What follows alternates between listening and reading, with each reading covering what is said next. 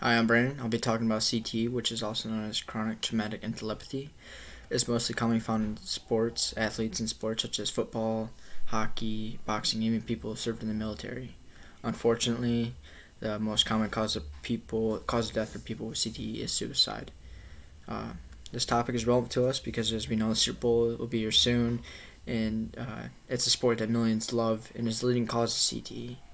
I'm incredible to talk to you about this topic because although I don't suffer from CTE, however, I've had a couple concussions from playing football in high school, and head impacts is not something I take lightly.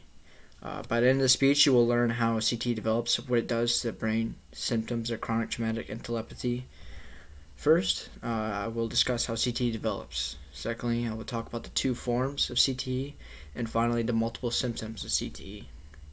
Let's begin with my first point. How does CTE develop, and what does it do to our brain? In an article by Donnie Kunage, it's not the concussions that cause the CTE, it's repetitive hits. By NCC, a Whited Service, it stated that CTE does not really come from concussions, but rather repetitive head impacts, also known as RHI.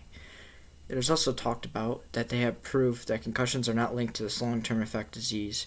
The study shows that brains of young athletes who played football, even though they did not have previous concussions, still endured constant head impacts from football and had signs of CTE. When CTE develops, it causes a buildup of protein in the blood vessels and crevices of the brain, which is called sulci, and the protein is called TUA, which is the same protein that is buildup that is associated with dementia. This protein buildup leads the brain to waste away, also known as atrophy, that causes an electrical impulse in the nervous system and causes the cells unable to communicate. I just talked to you about how CTE develops and what it does. Now, there are two forms of CTE when it is developing in the brain that I want to discuss. According to Mayo Clinic of Chronic Traumatic Encephalopathy, Symptoms and Causes, as of May 25, 2021, there are two forms of CTE when it's developing in the brain.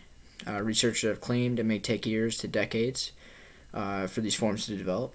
It just doesn't develop right after the head injury. The first form shows mostly in people with their age being from their late 20s to early 30s, give or take. The symptoms for the first form consist of mental health and behavioral issues.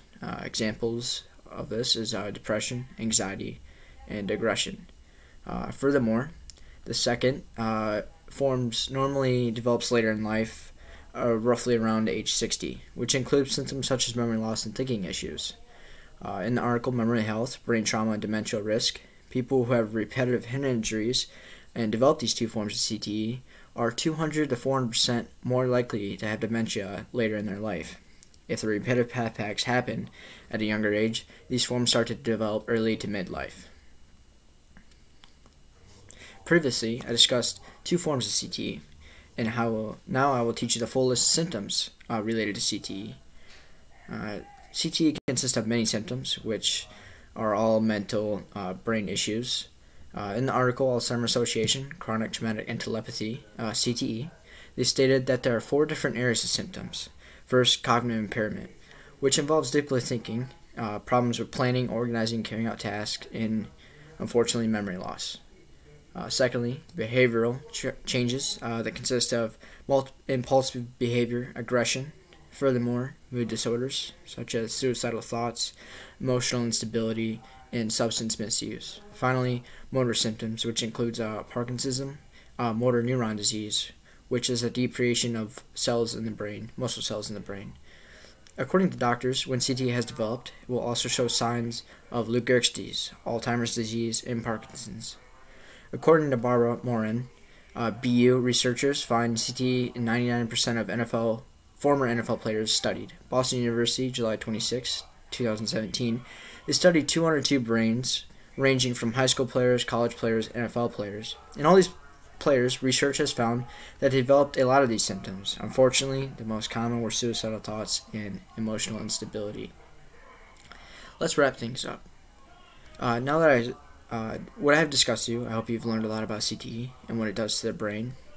And first, I would like to talk about how CTE and what it does to the brain. Then I discussed two forms of CTE as it develops and when it develops. And finally, I told you about the multiple symptoms of CTE. Jeffrey Kluger, a senior Times Magazine author, stated, "As the National Football League and other pro sports increasingly reckons with early dementia, mental health issues, suicides, and even criminal behavior, the former players, the risk of what's known as chronic traumatic encephalopathy is becoming clear." Thank you.